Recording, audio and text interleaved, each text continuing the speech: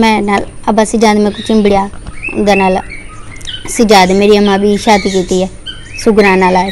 अला मैं कुछ चिंबड़िया मैं कपड़े सपड़े पाने मैं भाज गई हम चौधरी लेवान रही हम थी आपदे चाचे उनके घर चाचा रफीक के घर रही हम थी दूसरा डी रही हम तो बोला उतु मेरे को बोला भोछन दे चौधरी दे भोछन पैरन दे साट उतु बोला घेना नहीं थी कि तो कोई इज्जत है हमला को नहीं थी चाचा बगाए हुआ मेरे को मेरी इज्जत है हमला की तस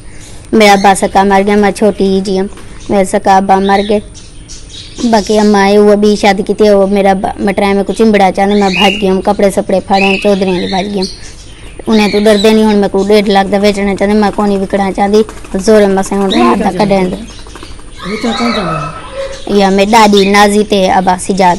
मेरी माँ का नाला चाहते मेरी माँ को थी सिला थपवाई पेन कुटी पेन मेरी अम्मा थी मजबूर थी पिए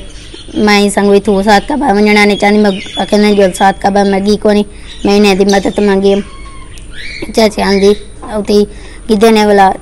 हूँ तू बोला घेन ते उड़ी सटना चाहते बलोचे मैं विकना कौन चाहती।